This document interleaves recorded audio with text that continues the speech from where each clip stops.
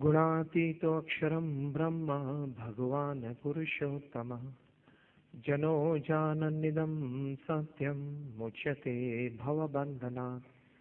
श्री स्वामीनारायण भगवान की जय, अक्षर पुरुषोत्तम महाराज की जय, राधा कृष्ण देव की जय, सियावर रामचंद्र भगवान की जय, प्रमुख स्वामी महाराज की जय। My heartiest namaskar, good afternoon, and Jai Swaminarayan to all the guests, delegates present at the Raj Medicon today.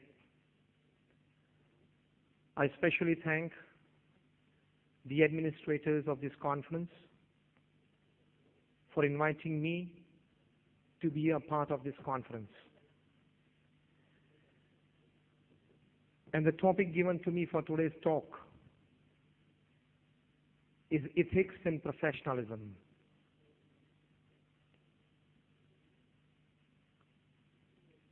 I start with a very small story. Once upon a time, 3 monkeys were sitting on a coconut tree and they were discussing things as they were said today. Said one to the other, "Hey, listen you two. There's a rumor that can't be true that man descended from our noble race." And the other monkey jumped in disgust. He said that the very idea is a disgust. The third monkey said, "Why?" And the first one said, "No monkey has ever deserted his wife and starved her babies. No monkey has taken a knife or a pistol to take somebody's life. And we have never known a mother monk to keep aside her babies with others to bunk." A long list of such unethical things in life, and then said, "Brother, man might have descended from somewhere we don't know, but not from our noble race." Even the monkeys today are perhaps feeling that man, it's a rumor that he descended from our noble race. The amount of unethical things that we see in the society today. We live in a society where we have fancier houses but broken homes. We have double incomes but more divorces. We have high-rise buildings and low-rise characters. We have broader highways and narrower viewpoints. We have steep profits in businesses and shallow relationships. We have broken the atom, but we have not broken our prejudice. It's difficult to break a prejudice. Man has traveled all the way out of gravity, gone to the moon and has come back, but finds it extremely difficult to cross the road and meet the new neighbor. In short, we have much to show in the show window and nothing in the stockroom. We have much to show in the show window and nothing in the stockroom. The minds are full with a lot of information, with a lot of knowledge, but the heart is empty with wisdom. We have got a lot of information because we are living in the 21st century, the age of information. We have been successful into transforming this information into knowledge. But rarely we have transformed that knowledge into wisdom. That is where ethics come into practice. God has gifted us with this unique sense of intellect which He has not gifted to any other living existence upon this earth. Yes or no? The first thing that we should think about is, why me at the top of the animal kingdom? I am selected with this power to think, power to gather information, power to convert that information into knowledge. Why me and no other animal? We have stopped here. We have not transformed a lot of knowledge that we have gained from all types of information into wisdom, and that is why we have made a mess upon this planet. The most urgent need for the Western man, the most urgent need for the 21st century so-called civilized man is to reignite that divine element in him, and that is called ethics. Richard Bach wrote in Jonathan Livingston Seagull that many lives and many years have passed by for man to understand that there is life beyond luxury, there is life beyond money, there is life beyond materialistic pleasures, there is life beyond power in the flock. That life is ethical and God-loving life. Remember, by unethical practices in any profession, be it a medical practice or be it a sannyasi, unethical practice may land you in the house of power, may land you on the seat of luxury, but total satisfaction, total contentment, profound peace within, which is the essence of human living, you will never get it by unethical practices. It is a fundamental truth, and nobody can deny truth. Because as the third law of motion taught to us by Sir Isaac Newton, action and reaction are always equal and opposite. Yes or no? In the same way, any type of unethical practice, you will have to pay for it, if not today, tomorrow. If not tomorrow, day after tomorrow. After 1 week, 1 month, 1 year, 10 years, and the scriptures say, if not in this birth, next birth. We have to pay for it. And you pay it with compound interest. Otherwise, the system won't run. The universe won't run. If money, no. Sometimes you pay back by your health. Sometimes you pay back by your broken relationships. Sometimes you pay back by scattered family members. And sometimes you pay back even by suicides. It is not that if you take unethical money or do unethical practice, it goes by the same way. It has 1,000 ways to go out of you. And it goes. So your prized possession is not your status. Your prized possession is not your power. Your prized possession is not your money. Your prized possession is your ethical practice in profession. That is your most prized possession. If you can hold your head high in the presence of thousands of people, and if you can go to bed at night with a clear conscience, I have not hurt anybody today, I have not done anything unethical today, then no pillow is as soft as a clear conscience. That is the biggest achievement of human life. Otherwise, to grab somebody's food is a dog's job. Is to grab somebody's place is an animal's job. It's not a human's job. Living in a dignified way as a human being is the first duty, of a human being. So ethical practice in any profession is our prized possession. And man, they are known for their ethical practices. And remember one thing. Talent and intelligence converted into knowledge and experience can take you to any heights. But only ethics and character can keep you there. The day you keep aside character, the day you keep aside ethics, your any amount of talent, any amount of intelligence, any amount of knowledge, and any amount of experience can become zero in a single second.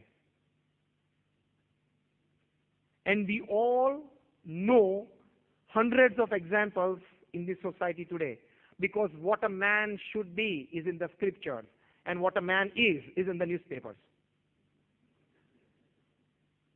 What a man should be is in the Srimad Bhagavad Gita. or in the scriptures. And what a man is in the newspapers. You may be the president of the International Monetary Fund, or you may be the director of McKinsey. You may be anybody, Strauss, Ken, or Rajat Gupta. Your talent and intelligence and knowledge can take you to any heights. But if you lose ethics, if you lose character, within seconds, it can bring you to zero. No need to fear. Love ethics. Don't follow ethics out of fear. You have to follow ethics out of love for it. The first and the foremost responsibility of a human being is to be a gentleman. Doctors afterwards. Sannyasi afterwards. The first and the foremost duty of a human being is to be a perfect gentleman. And for that, certain kind of thinking, certain kind of behavioral practices, certain kind of prescription practices. I'm using particularly your terminologies because we are doctors here. Certain kind of personal ethics are to be followed to live a perfect human life, to be a perfect gentleman. I want to ask you a question. Did you labor a lot to get into medicine once upon a time? Yes or no? After getting into medicine, did you labor a lot to get out of it? With flying colors. After that, you labored a lot to get into PG? Yes. After that, you labored a lot to actually set your practice in the society? Yes. That means from day one, we have all labored. It's a human endeavor. We have all labored. Now, the toughest labor is to synchronize ethics into profession, to weave ethics into your practice, to synchronize humanity and profession. That is the biggest challenge of the 21st century for any professional in any field. So ethics in profession is like a diamond in a golden crown. You all are very respected people in this society. You go to small villages and people take you as demigods. They have tremendous trust in doctors because they say that my health, physical, mental, many times emotional as well, depends upon you. The first and the foremost thing when it comes to behavioral ethics is, as Stephen Covey puts in, empathic listening. Don't take any patient for granted. When he comes and says, sir, since last 10 days I'm having temperatures, and comes and goes, oh, I come to know what you have. You prescribe the medicine. Because you want to attend 150 patients a day. Ethics in professionalism starts with this. The first basic step in any profession when it comes to ethics is empathic listening. Listen with a patient mind till he wants to talk, and if he starts to talk again, listen. Doctors are made in this world to listen, not to talk like us. We are made to talk. You are made to listen. That is your first and foremost. You are paid for it. As they say, I read at a particular reception counter many months back. You can see, in a corporate, we don't pay you for your brains. We just reward you for using it intelligently and wisely. In the same way, doctors, they are highly regarded. Not just highly regarded, I use the word, they are seen as demigods by common man. So your first job, first step in ethical practice is patient listening. Empathic listening. How many of you have read Stephen Covey, 7 Habits of Highly Effective People? Just raise your hand. Quite few of you. I think, Jitendra, you need to have a seminar on this. Empathic listening is, in one line I want to tell you, Don't listen to answer. Listen to understand the need and concern. That is called empathic listening. Listen to the patient, not to prescribe. At present, we are listening to the patient to prescribe. You need to prescribe it, but first, you must listen to understand his needs and his concerns. Most of the times, most of the patients have this experience. As friends, I want to share with you today that when we go to the doctor, when we just start our talk, within the second line, he said, okay, I know what is wrong with you, and he prescribes and gives us the prescription. Go and get the medicine. But along with a couple of things, along with the temperature, he wants to tell you I have a backache. Along with that, he says that every day I wake up half midnight, that is midnight. Even in the morning I get some cough. In the evening I don't have it. He has a list of 10 other minor things to tell you. You just go by the first two sentences and prescribe. Mostly it happens, yes or no? This is not called empathic listening. Don't listen to answer and prescribe. Listen to understand the need and concern. That is first step towards empathic listening.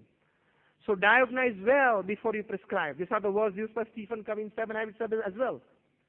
Diagnose properly to prescribe. This is the most important thing. Along with that, after empathic listening, second important thing is that trust of the patient. Now this word, when I have used, don't take it lightly. It is the essence of all your progress. From materialistic progress to your emotional satisfaction. The trust of the patient is most important. You might have heard the name of Warren Buffett. He's one of the richest, rather the richest investor in the world today, with investments of more than $100 billion. He has 63 companies under his flagship company, Berkshire Hathaway. You might be surprised that he writes only one letter to the 63 CEOs of these companies. He never meets them. He never attends those meetings, and no personal phone calls. Just one letter every year. And that letter contains only one sentence. And this is how he's running his empire. Can you believe that more than $150 billion empire can run on only such occasional writings? Forget meetings, forget board meetings, forget AGMs, forget personal callings to CEOs and MDs. Only one letter every year, and that too only one sentence. In the last letter, that is in the year 2011, he wrote to the 63 CEOs of his companies just one sentence. Take care of all the money that you invest, because it is not yours, it is shareholders' money. Warren Buffett. The entire empire runs on ethics, on ethical practices. He wrote, rule number 1, don't lose shareholders' money. Rule number 2, don't forget rule number 1. In the same way, let me share in a converted language. Rule 1, doctors, don't lose patients' trust. Rule 2, don't forget rule number 1. Never lose your patient's trust. That is the most important ethical practice. So first is empathic listening. Second is apply all your brains, your resources, your know-how, your experience to uphold the rich tradition of ethical practice by gaining full trust of the patient. Let the farmers work at their place. Let the pharmacies, that is the medical shops, work at their place. Let the laboratories work at their place. Did you understand what I want to say? Let them work at their place. We need lesser concern to get connected with them. That is the most important thing. I am not sharing my opinion. I am today a common man of the society. What was in the heart of millions of laymen in the society, I'm sharing with you. Let the pharmaceuticals work in their way. Let the laboratories work in their way. Let the X-ray machines work in their way. Let the medical shops work in their way. We should not get connected with anybody. That is total ethical practice. And as I said, be clear what you want exactly at the end of your life. At the end of the day, at the end of your professional career, and at the end of your life. Be very clear. What do you exactly want? Somebody from the first row? What do you exactly want at the end of the day, at the end of your professional career, and at the end of your life? Peace, peace. Any other word? Super peace, peace, satisfaction, contentment. Recently, see, शांति से मरना, वही बात कर रहा हूँ. तो इनएथिकल practice क्या शांति लाएगी? हाँ, शांति से जीना, वही बात है. तो इनएथिकल प्रैक्टिस लाएगी? हाँ, वही. These are the common answers.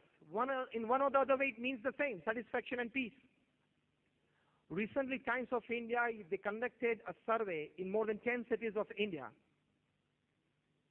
In the age group of 17 to 55, more than about 500,000 people were surveyed across states, across culture, across languages.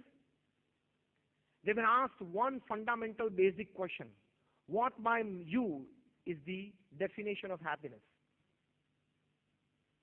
You would be surprised that more than 73% of males and more than 81% of females, they said emotional contentment is the happiness according to us.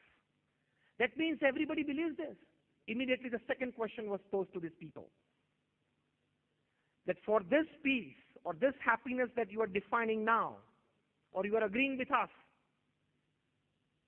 what do you need? Or are you dependent upon somebody?